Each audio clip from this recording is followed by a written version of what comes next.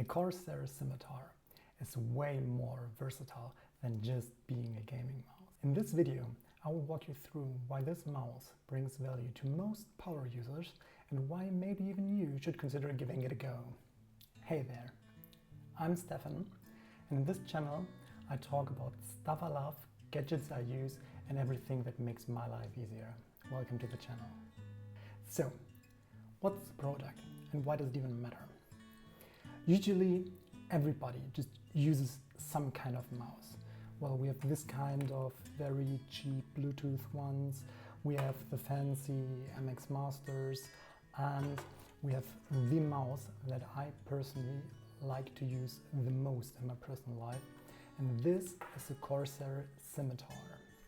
The Corsair Scimitar was originally a gaming mouse, and what makes it special is that the Corsair Scimitar has its usual left click, right click and that jazz, but especially it has not one or two, it has, I don't know if you can see it, 12 side buttons that you can program however you like. While this mouse is primarily focused for gamers, the usefulness of this mouse goes way beyond gaming, and actually in gaming it's not that useful that you might think it is. The biggest thing is that basically any application that you can think of has a variety of shortcuts, and these shortcuts at part are easy to remember, like opening a new tab in your browser. But sometimes it may not be that easy to remember actually, and you try to remember, oh, what was this very weird shortcut in Photoshop or something like this, which you just can't grasp your head around. And this is where this mouse comes in and really shines. The buttons you configure can be absolutely anything from simple text inputs, like if you press one button it just prints the word hello wherever you are. This in itself can be useful for text templates in Outlook, for example. But it goes further. For example, you could also have new buttons pressed on your keyboard that you would otherwise not consider with as buttons, like the numpad. Why would you press a numpad? Well, sometimes you want to set a new shortcut for something, but a lot of the buttons are already preoccupied. So just assign it to num key 1 and bind num key 1 to this button. Problem solved. The third option that you can actually use is just to program in the shortcut. So you can make the one, for example, use Ctrl-T to open a new tab, or Ctrl-Shift-T to reopen the last closed tab in your browser. And from there we're just going on and getting more fancy what we can actually bind on this mouse. In addition to just being able to bind some kind of button or hotkey or text on these buttons, you can also configure a profile and connect it to one or multiple applications. So let's say you're using 3 web browsers for whatever reason. Then you could have the web browsing profile connect to all 3 applications, and whenever you're active in this application, then your button always, then your button 1 always opens a new tab, for example. And if you go into a game or into Excel or into Visual Studio Code, for example, then your buttons are completely different programmed, and you can control what each and every button does. So you have the flexibility to decide what button in what application does what. So where do I use it and why do I like it? I've come to a few use cases where I use this mouse most, and a few that I want to explore for myself further on. The first use case, and the obvious one why I even bought this mouse, is gaming. I can basically have whatever shortcut I want on many buttons. I can make sure that every game I play has the same shortcuts on here, regardless how many buttons there are to press. The second biggest use case I use it for is indeed web browsing. I have here multiple buttons bound for going back a page, going forward a page, opening a new tab, closing a tab, open the last closed tab, force refreshing a tab, And I could even think about just having a few very frequently visited websites here on my latest buttons to have as hotkeys to just go to this website if I press it in a new tab. So there's quite a bit of power, and I noticed that I usually surf the web without using my keyboard at all and without having to, if I want to close a tab, move the mouse to the very small X to close it, or if I want to open a new tab, go and press new tab, or even if I want to refresh the website, it's just one click on my mouse and I can always refresh the website. And I also have page up bound, which you home. And I have also home button bound in this mouse. And what the home button does, for those unaware, is it brings you to the very top of the page. So let's say you're browsing something like Reddit or the news or anything, and at some point you notice you've gone down the page all the way down, like entries above entries.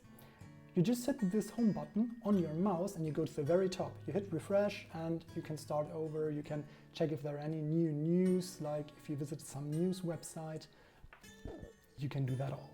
Another one is Lightroom. In Lightroom, I noticed that I use the very same few hotkeys over and over. And often if I skip through my images when selecting, when rating, etc., I rarely need to use the keyboard actually and can do most of my stuff with my mouse, besides a few things where I actually do need the keyboard. And for these few keyboard shortcuts, I've just bound them to my mouse, so I can just do them with my thumb. And I have like 6 to 9 easy reachable buttons, and 3 more that are a little bit hard to reach will come to the ergonomic later on. The last 2 applications where I think about how I might want to use them more are DaVinci Resolve, which is the software I use to edit all these videos here. A lot of new shortcuts, and I think I might actually can do me quite a favor if I start from the very scratch to incorporate these buttons. And the other one is Visual Studio Code, where in my free time I like to do some light coding in Python, for example. And there are a lot of shortcuts in Visual Studio Code that you can use if you like. And even here, you can bind at least 12. And for example, if you do the numpad stuff, you could have a modifier on top of that as well. So you can press Shift and one of the thumb buttons and actually have 24 without even thinking about it. So even this is very strong, and you can customize the application especially as you like and not be limited to just having a keyboard. So the way you configure these hotkeys is a blessing and a curse by itself. The software you use is called ICUE, I-C-U-E, and this is software by Corsair, which, as far as I know, runs on Windows and Mac.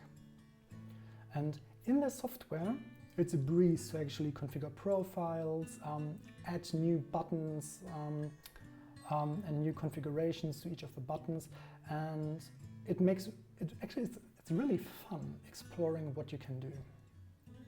The curse part, on the other hand, is that this software at times is so unstable that it just makes me furious.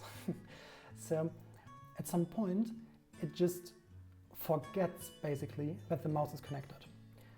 And this also erases your DPI settings, meaning the mouse goes slower or faster than you're used to, which is super annoying. And your shortcuts don't work and don't switch to the profile that you like for the application at hand. The fix, luckily, is very easy. You don't have to close the software. You can, I guess, but you don't have to. You just unplug and replug the mouse. Which is pretty straightforward. For me, it's just like reaching under my desk. It's not that big, it takes me maybe 10 seconds. And after that, the mouse is getting recognized again and everything was just working fine. But it's a little bit of a hassle, and this is the biggest downside basically that I have found with the whole mouse. This is just the shitty software from Corsair. But this means also that if Corsair actually improves the software, the mouse is just getting better.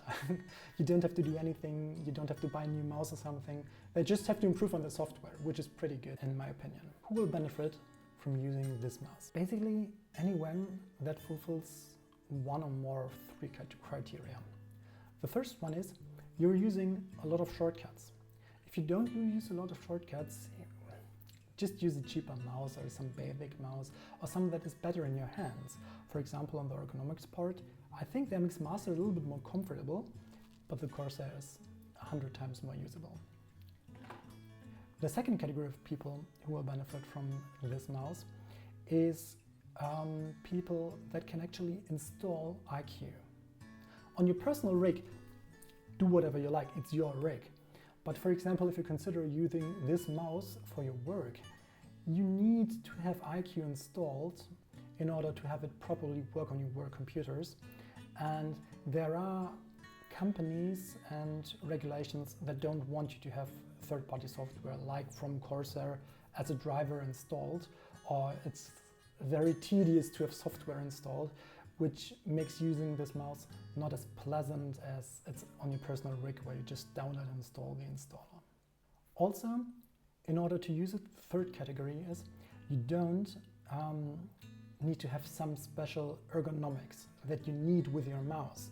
For example, some users, they need this trackball mice that have this red kind of Windows 98 thingy trackball at the mouse, and they only use these kind of mice and they will not be happy. Also, if you need some gaming mouse, for example, while this is a gaming mouse, this is not an FPS mouse. So if you want to play FPS shooters, for example, you might want to look for a different mouse. And the third thing is, this mouse is not the most ergonomic mouse for these looking for ergonomics. For example, like the MX Master. The MX Master is great in the end. It's wireless. Well, this one is wired because I prefer wired mice for my at-home work. It's also available wireless at, I think, nearly twice the price. Not worth it in my opinion, but your mileage may vary. So the usability is a little bit lower actually in terms of ergonomics than some other mice, but not everybody needs the ergonomics. And if you don't need it, the mouse is for you. I actually, just fun fact, this is my spare and I have a second one connected to my computer right now because I love it so much, and if it breaks I just want to have a second one at hand immediately.